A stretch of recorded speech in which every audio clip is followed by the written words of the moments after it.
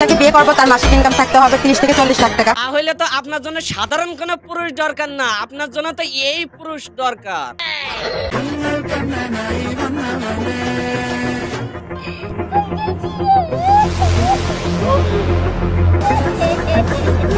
দেখেন ব্রাদার, এতটার প্রতিবাদ দেখে অনেকে এখন ক্রমে গিয়ে সাজ দেবে তার পরিচয় জানার জন্য, কিন্তু তার পরিচয় জানার পরে অনেকে হাতের কাজ শুরু করে দেবে না, মানে প্রতিবাদ। ওই জিল্লু মাল দে, ওই জিল্লু হেলিকপ্টার রেডি কর। কেন আবার জিল্লুর মাল নাকি ইসরায়েলে গিয়ে হেলিকপ্টারে করে নিক্ষেপ করবেন? দর্শক আপনারা দেখতে পাচ্ছেন এই কেবল এসএসসি এক্সাম শেষ হলো। এখন আমি একজন স্টুডেন্টের কাছে জিজ্ঞেস করবো তাদের এক্সাম কেমন হয়েছে। আপনার এক্সাম কেমন হয়েছে? বেশি ভালো হয় না। কেন ভালো হয়নি? ম্যাডাম যে জিনিস তার দিকে তাকাতে সময় চলে গেছে। আসলে এরা তো এক্সাম দিতে যায় না, এরা যায় টেইলার্স এর এক্সাম নিতে, কার কত সাইজ আছে এটা দেখার জন্য। সুটিয়ে লাল করে দেবো, নোংরামি বার করে দেবো। আর এদের কথা কি বলবে, এরা হয়তো মিয়া আপার ছবি তাদের টি শার্টে এই জন্য লাগাইছে যাতে পরীক্ষার হলে মিয়া আপা ব্যতীত অন্য কোনো ছলনাময়ীর দিকে চোখ না পড়ে। আসসালামু আলাইকুম। তো আমরা বলতাছি যে বারবার বলতাছি যে আমি তো ভুল করছি, আমি হাজারো বার মাপ চাইতেছি, কিন্তু মাপে কিছু হচ্ছে না। না না, আমার মনে হয় না এটা ঠিক হয়েছে। কি খালাম্মা, আপনি কি বলেন? না কাজটা ঠিক হয়নি। তো আমার বাচ্চা কাচ্চা নিয়ে আমাদেরকে এমন অবস্থা করে দিচ্ছে, এমন অবস্থা আমি ঠিক মতো নামাজ কালাম যে পড়বো তাও পারতেছি না। আসলে দোষটা আপনার না, দোষটা ইউনূস সরকারের, যে আপনারা এখনো পাবনার পাগলা করে যে ভর্তি না করে বসে রয়েছে। সেন্ট্রি ওকে হাজতে বন্দি করো। যে স্কুল রয়েছে, পরীক্ষা কেমন হলো, কোশ্চেন কেমন এসেছিল? পরীক্ষা মাশাআল্লাহ ভালো হয়েছে, কিন্তু ফেল করবো, এটা হচ্ছে মেইন বিষয়। কেন? হ্যাঁ কেন? মোটামুটি ধরেন 90 মার্কের অ্যানসার দিয়েছি, কিন্তু কোনটা ঠিক সেটা বলতে পারলাম না। ভাই রে, কনফিডেন্স দেখে তো স্যালুট দিতে মন চাইতেছে। যদিও ভাই ফেল করবে, তবে ভাই একদিক থেকে পাসও করবে। কিভাবে আবার? ভাই যদি এই রেজাল্ট নিয়ে তার বাপের কাছে যায়, তাহলে তার হাতে 3 চাকার প্যাডেলওয়ালা গাড়ি আর একটা নারী ধরাই দিবে।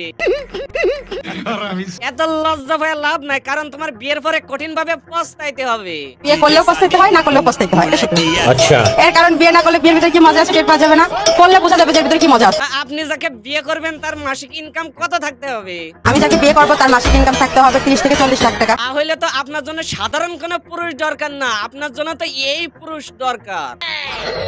আমার কাছে একটু হার্ড লাগছে, কারণ আমি প্রথমবার বোর্ড এক্সাম দিতেছি। ভাইটির কথা শুনে কেউ যেন আবার হার্ড হয় না, কারণ ভাই একমাত্র স্টুডেন্ট যে কিনা প্রথমবারের মতো বোর্ড এক্সাম দিতে যাচ্ছে, আর বাকি যেগুলো আছে সবাই দ্বিতীয়বারের মতো বোর্ড এক্সাম দিতে যাচ্ছে। তো আমি ফার্স্ট টাইম বোর্ড এক্সামটা দিয়ে আমি মনে হলো যে আমি এমসিকিউ নিজ জোগাতে দিছি। ভাই রে, ওই যে কথাই আছে না, অতিভক্তি চোরের লক্ষণ, আর সেটা এই ভাইয়ের কথার মাধ্যমে প্রমাণিত। ভিতরে না পাইলে আমি এই দুনিয়া বরবাদ করে দিতে পারি। ভাই তোর হুঙ্কার শুনে তো বাংলা সুপারস্টার শাকিব খান কান্না শুরু করে দিয়েছে। চাঁদ মামা চিমটি দিয়া যা রে। চাঁদ মামা সিমটি না দিলেও আমার মনে হয় কুচকের মিতে তো টুনটুনিতে সিমটি দিচ্ছে। শাকিব খানের পর যদি বাংলাদেশে কেউ সুপারস্টার হয় সেটা আমিই হব। দেখ ভাই, তোর বিসি আছে কিনা সেটা আগে মেডিকেল করে আসিস, নয়তো তোর টুনটুনিতে ঝুনঝুনি লাগাইয়া বিটিএস ডান্স করাই দিব। আবু আর কত ফুল লাগবে তোমার জান্নাতে? আর কত ফুল নিবা তুমি ফিলিস্তিন থেকে?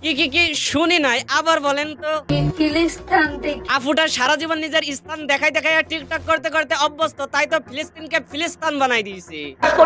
যদি আজকে শহীদ রাষ্ট্রপতি বেঁচে থাকতেন, এমন ভূমিকা নিতেন যে ইসরায়েল এই অপকর্ম করার সাহস করতো না।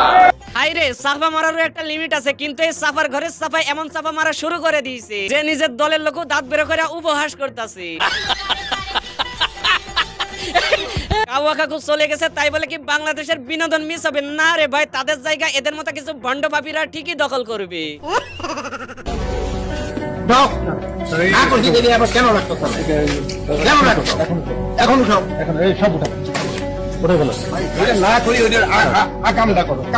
দেখো কাণ্ড, এরা হয়তো ভাবতেছিল এটা হয়তো হাসু অফার রাজত্ব, তাই তো এরা লাল গালিচা দিয়া প্রমোশন দিতে আইছিল, কিন্তু প্রমোশন এদের জায়গা মতো একেবারে ভরে দিল। সো বন্ধুরা, ভিডিওটা কেমন লাগলো? যদি ভিডিওটা ভালো লাগে তাহলে অবশ্যই লাইক করবে, কমেন্ট করবে, আর যদি এমন ভিডিও পেতে চাও তাহলে অবশ্যই চ্যানেলটা সাবস্ক্রাইব করবে।